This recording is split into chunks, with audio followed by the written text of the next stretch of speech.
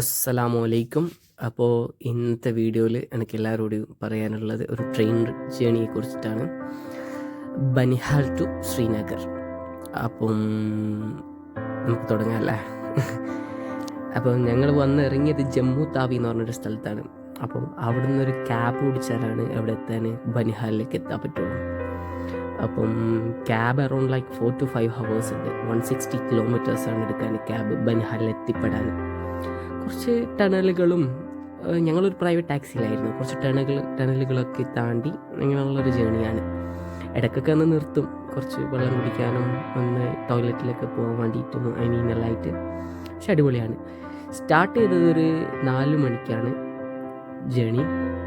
Okay, 4 മണിക്ക് start ചെയ്ത് കഴിഞ്ഞാൽ ഒരു 6 മണി ഒരു 1.5 hours കൊണ്ടൊക്കെ ശ്രീനഗർ എത്തിപ്പെടും. ഭയങ്കര എന്ന് വെച്ച് കഴിഞ്ഞാൽ ഭയങ്കര ഒരു എന്താ എനിക്ക് ഇതിനെക്കുറിച്ച് എങ്ങനെ പറയേണ്ടതെന്ന് അറിയില്ല. ഭയങ്കര ഒരു ഹാപ്പിനെസ് ആയിട്ടുള്ളൊരു ട്രെയിൻ ജേണി എൻ്റെ ലൈഫിൽ വേറെ ഞാൻ അനുഭവിച്ചിട്ടില്ല. ഭയങ്കര എന്താ പറയുക, കാമാണ്.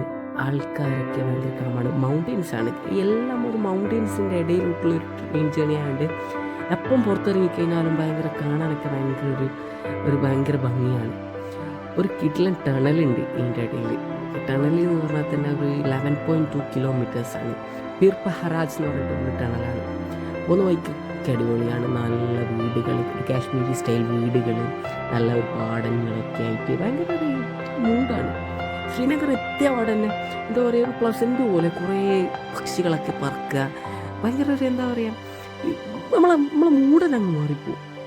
പോകുന്ന വഴിയും എന്താ പറയുക, എല്ലാം ഒരു ഡിവൈൻ ബ്യൂട്ടി. അത്യാവശ്യം സ്പീഡിൽ തന്നെ പോകുന്നതാണ്. പക്ഷേ കുറച്ച് ഗാർഡ്സൊക്കെ ഉണ്ടാവും എന്താ പറയുക ശ്രീനഗർ എത്തിക്കഴിഞ്ഞ് കഴിഞ്ഞാൽ. പക്ഷെങ്കിൽ ഇതാ റെയിൽവേ സ്റ്റേഷൻ ഭയങ്കര രസമാണ്. റെയിൽവേ സ്റ്റേഷൻ കാണാൻ തന്നെ ഭയങ്കര രസമാണ്. അങ്ങനെ ഞങ്ങൾ എത്തി. പിന്നെ ടാക്സി ഓടിച്ചു റൂമിലേക്ക് പോകാനുള്ള സ്കീമൊക്കെ ആയി. അങ്ങനെ അങ്ങ് വിട്ട്.